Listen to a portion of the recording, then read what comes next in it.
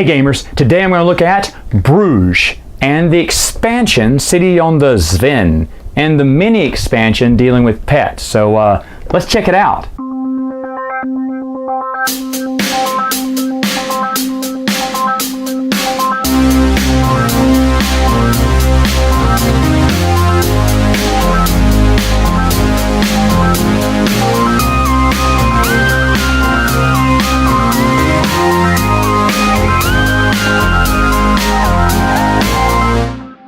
Alright, to set up for the game, what you're going to do is you're going to take one of your little pawns, put them on here, on the starting track here. You're going to put them here on the point track at number 5. Start player gets this token here. Each player is going to get 5, I don't know what these are, guilders or whatnot. They're going to get 5 coins. They're going to get 1 of each colored worker. Despite which color they are, these are just multiple workers that will have different effects in the game, which I'll get to in a minute, but they each start with 1 of those each. They're also going to have their own little player marker to remind them who they are if they're too dumb to forget it.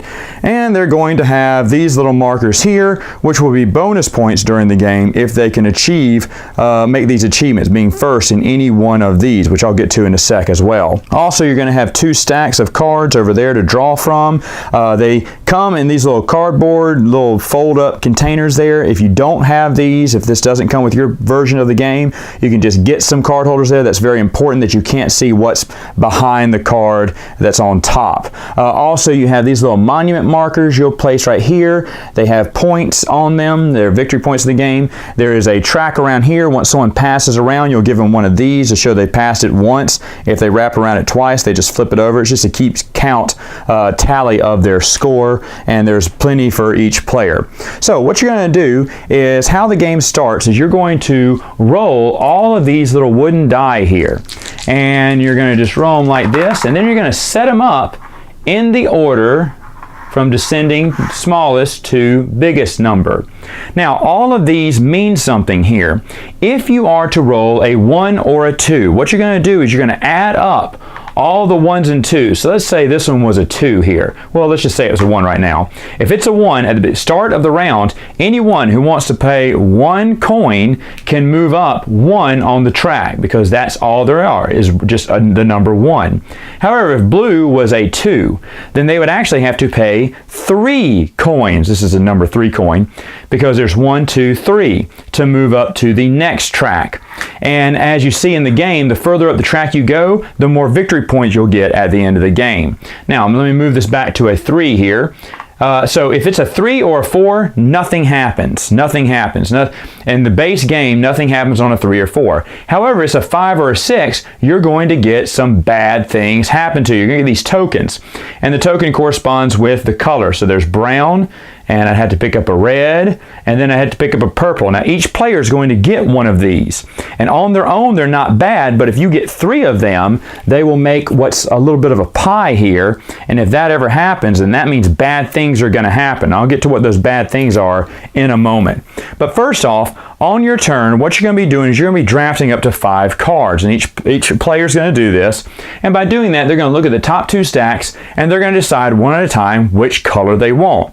Now, at first it may not matter. Later on in the game, you may want certain colors than others. You do not know what's behind that color. It could be anything, but it's going to be some kind of person there, some kind of tradesman. You don't know what kind of person it would be, but you do know the color here. So let's say I went first. I say, well, do I want blue or purple? I want blue. That's 1 card.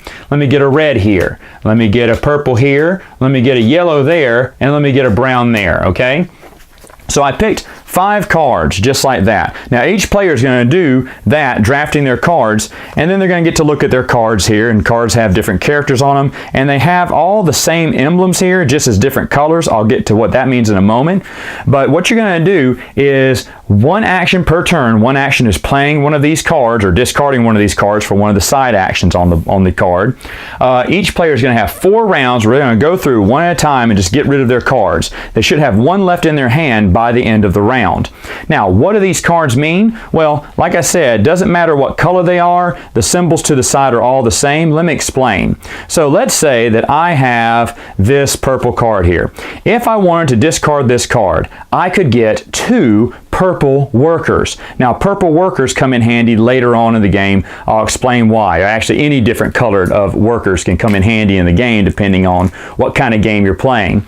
But anyway, that's how you can get more workers. Now, if you want to get more money, all you have to do is cash in wherever that die is.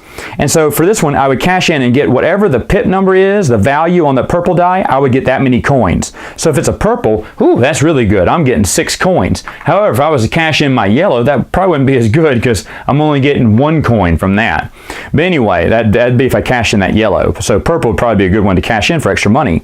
Now, remember at the beginning of the game, I grabbed a brown, purple, and red. Now these are dangers that can hurt you during the game, and if you get 3 of them, you will suffer the consequences. So if I wanted to get rid of one of these, I could use this card, discard it, and actually get rid of my purple threat. Now if I had a brown card, I could get rid of my brown threat, and a red card, as you see here, I could get rid of my red threat. Now when you do that, you throw it back into the pile there, and then you also get 1 victory point. So then I would move my character up 1 victory point on the victory point track.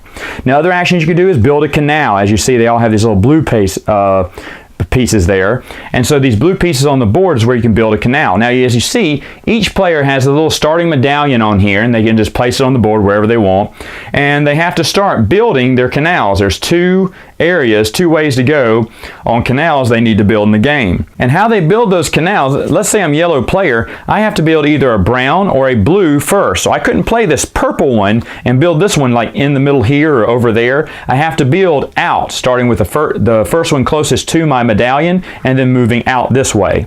So if I wanted to, I would discard, let's say, the blue, take one of the canal tokens that are just in a pile for everyone and place it over that blue canal there. Now when I do that, I also have to pay a coin. It's only 1 coin for the first one. As you see, it gets more expensive as you build out the canal, 2, 3, 4, and 5. And of course, now next time I can either build a brown or a yellow canal since I've already built the blue. And if I did, let's say I built the yellow, then it keep branching out like that. Now the importance of building canals is by the end of the game, if you even get halfway there, meaning if you get to the 3 spot on either one of these, it's going to count as 3 additional bonus points at the end of the game. Now if I was able to complete a canal, let's say I just completed one all the way through, the first person to complete a canal gets one of these victory markers. And these victory markers, the first person to do it will get the most money at 7, and then it just counts down, 6, 5, 4, 3, 2, 1, or 2. So if I was able to get the first one and maybe complete the second one, ooh, I'd bank a lot of points on that. But let me say I got the first one.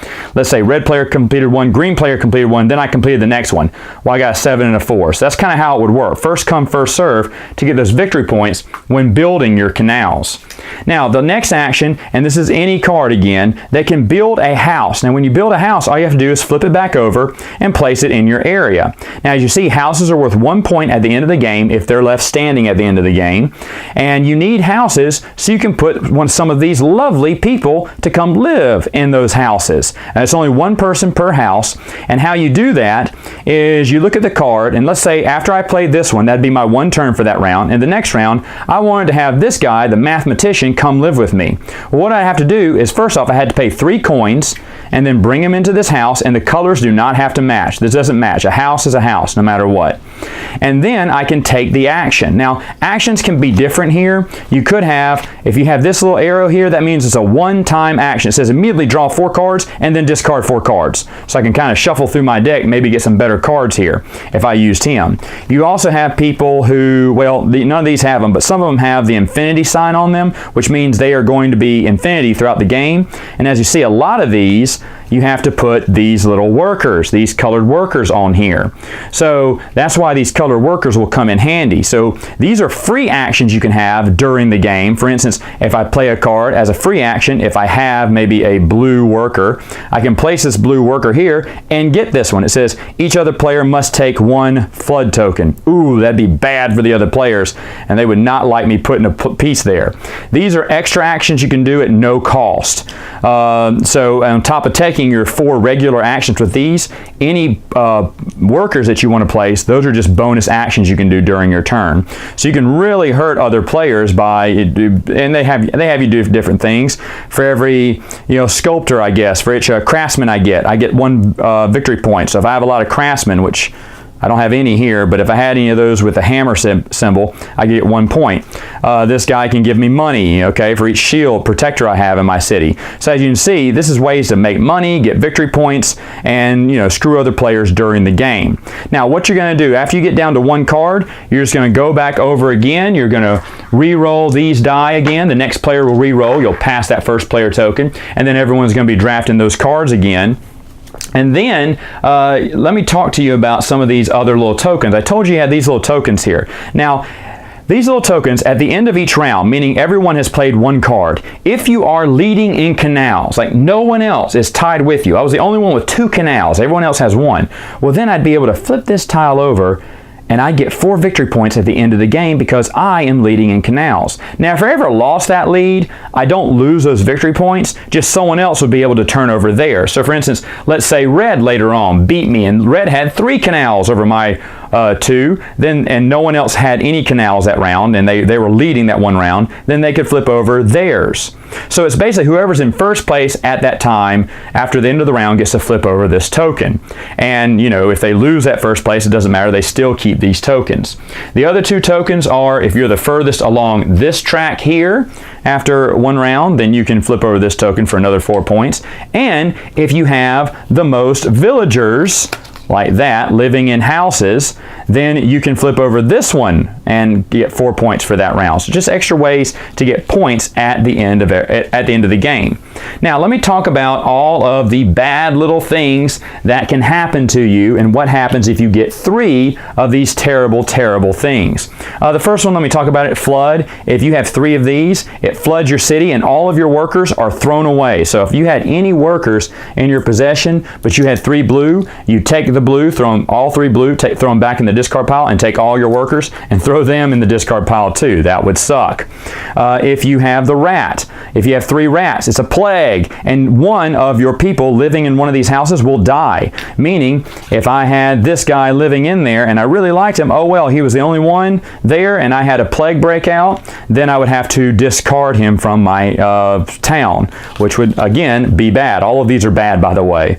If there is a riot and you get 3 of these, you will lose all your gold, all the money in your hand you lose. That is not good either. If you get this one, I think this is a traitor, I think, or a spy or something. If you have a spy or traitor in your midst, you're going to lose 3 victory points, which may not sound like much, but man, it can hurt you in this game. And then finally, fire. Fire's super bad because you're either going to destroy a house or a canal, which can be really bad in the game. And by the way, if you have to destroy a house with someone in it, then that person also perishes who's living in that house. So any of those are bad. You don't want them at any time. Now, the game ends when these decks run out of cards and there's no extra cards. You will have some extra cards set aside just to finish out the round, but once those cards are gone, the game is over, and then you tally up all the points and the person with the most points wins. Now, that's the base game here. I want to show you a little bit about the expansion. The expansion brings a few things into the game. First off, and mainly, it brings a 5th character, which is always nice. As you see here, it's the black color, even has a little marker and everything. And of course, it gives you extra cards that go with the game as well, that you can shuffle into your game now that you're playing 5 players. And these are all new characters too, which do different things, which is really cool. The game also comes with a board edition here. You would just unfold it here, attach it to the bottom to where a 5th player could play. And as you see here, they would just put their little marker there and then build out from that canal. Let me get some more focus on this. As you see, there are some ship tokens here. Now this is where the game gets a little bit better in my opinion, because let's say I rolled all these die again, and this time I got this, let's just say I kept this one. So 1, 3, 3, 4, and 6. Well, of course, a 6, everyone would get one of those bad tokens there. A 1 would be the cost to move up this track. But for any 3s and 4s you roll of that color, you're going to take ships. And they have a ton of ship tokens that are different colors here. You'll put these in stacks. I just grabbed one of each color. And what you're going to do is you're going to look at the board here and say, okay, anything with a 3 and 4. So that's blue, purple, and red. So I take the blue, purple, and red, and I put them in their little categories right here, blue, purple, red, and then I flip them over. Now these can let you do different things in the game. Now the book The instruction manual tells you what each one does. It's very easy to learn what each one does, but it will tell you what each one of these do if you want to look at them. Some of them are just, they're obvious, like that's 6 coins, obviously.